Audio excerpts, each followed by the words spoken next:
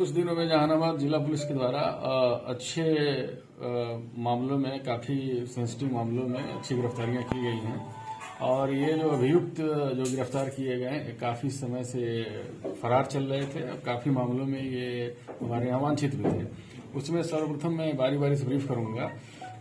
दिनांक 4/23 को दोपहर में के आसपास हम लोगों को सूचना मिला था कि एक अपराधी है सुनील टाइगर, ये कल्पा हमारे यहाँ ऊपी क्षेत्र है, वहाँ का रहने वाला है और दर्शन बिघा गांव का। तो सूचना प्राप्त हुई थी कि ये आया है, क्योंकि इसको कुछ दिनों पहले ही आर्म्स एक्ट में भेजा गया था। तो जब ये बाहर आया है तो ये बाहर आके इसको ये लगा कि इसके पुत्र के द्वारा ही वो सूचना दी गई थी, उसको गिरफ्तार किया गया था। अतः अपने पुत्र को मारने की नीयत से ये अपराधी हथियार लेके वहाँ पे गया था। ससमय पुलिस को सूचना मिली और पुलिस तुरंत तत्परता से वहाँ पे पहुंची दलबल के साथ।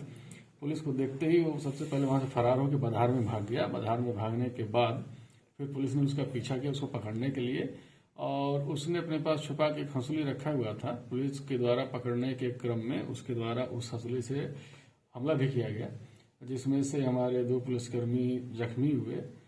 एक को पेट पे लग गया और एक को शरीर के पीछे वाले हिस्से पे। तो तत्काल, और उसमें खुद भी वो जख्मी हुआ, वो जो सुनील टाइगर अपराधी है। बाद में हम लोग उसको सदर हॉस्पिटल लाए, सदर हॉस्पिटल में इलाज वगैरह हुआ।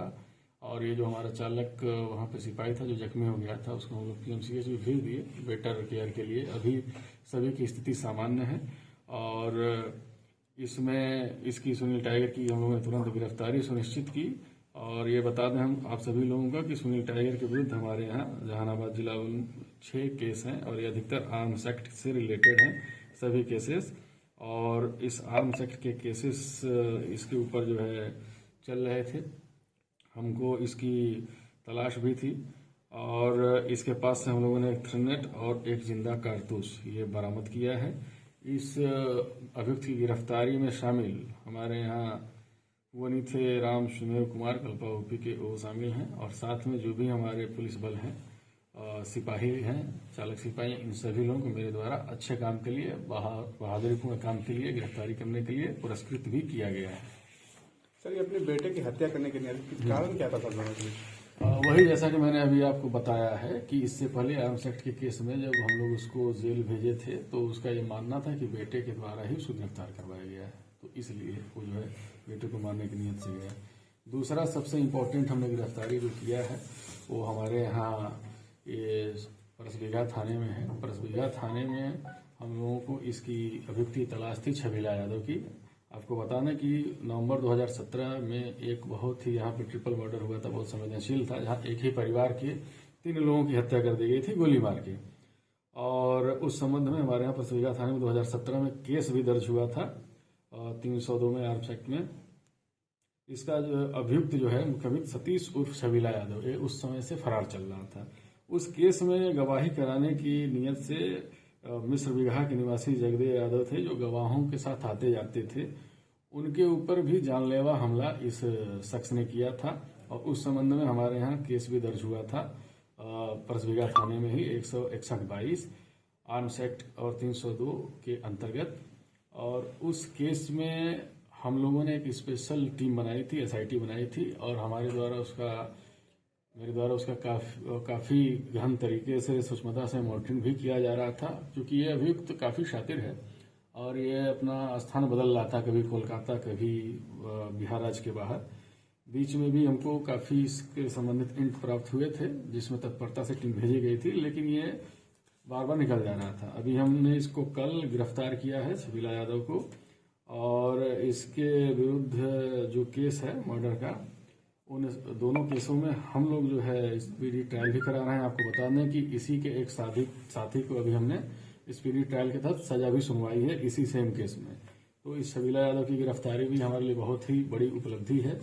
इसको हम इसमें जो भी शामिल हमारे पदाधिकारी हैं उनको भी मैंने पुरस्कृत किया है अच्छे काम के लिए। कहाँ से पकड़ा गया सर?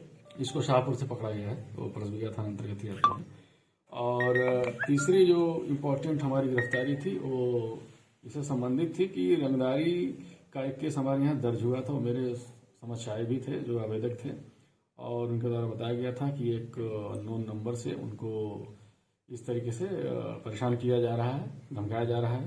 तो मेरे निर्देश पर तत्काल ही परसुगा थाने में एफआईआर दर्ज किया गया था 368/22 और उस अभियुक्त को पकड़ने के लिए जो हमारी टीम लगी, हमारी जो अपनी स्पेशल टीम है इन्वेस्टिगेशन की, तो हमने उसको लोकेट किया, उसको आइडेंटिफाई किया और उस स्पेशल टीम ने हमारी इस अभियुक्त को, जिसका नाम शंकर यादव है, ग्राम भिखनपुरा, थाना कोंच, जिला गया से इसको हमने गिरफ्तार किया और इसके पास से वो मोबाइल फोन और सिम कार्ड भी बरामद किया जहां से इसने रंगदारी की मांग की थी। इसका पहले भी इतिहास है, करपी यानी अरवल जिले में करपी थाने में भी इसका केस है। इसके अलावा अन्य भी बहुत से इसके विरुद्ध केस हैं रंगदारी मांगने के, उन सभी का भी पता हम लोग कर रहे हैं। तो विगत 3-4 दिनों में बहुत अच्छा जिला पुलिस के द्वारा कार्रवाई किया गया है और ऐसे सभी दुर्दांत अपराधियों को गिरफ्तार किया गया है जो काफी समय से फरार चल रहे थे या फिर जो पुलिस के लिए सरदर्द बने हुए थे। और इसमें शामिल सभी पदाधिकारियों को, हमारे पुलिस बल को, उनका मनोबल बढ़ाने के लिए और सराहनीय कार्य के लिए मेरे द्वारा पुरस्कृत भी किया गया है। सर, ये रंगदारी किनसे मांगा गया था सर, कब मांगा गया था और कितना की रंगदारी? देखिए, कुछ डिटेल्स जो है हम उसमें मीडिया को उसमें नहीं लाते, अनुसंधान की चीजें हैं। फिलहाल आपके लिए इतना काफी है कि 21/12/2022 को हमको ये जो ईट भट्टा के मालिक हैं इनके द्वारा बताया गया था स्वयं मेरे जनता दरबार में आके कि सर ऐसी सी बात है, और मैंने तुरंत ही संज्ञान लेते हुए उस पर एफआईआर दर्ज करवाया था और इस व्यक्ति की गिरफ्तारी तुरंत ही सुनिश्चित की गई थी अगले कुछ दिनों के अंदर ही। कितना पैसा का मामला? धन्यवाद।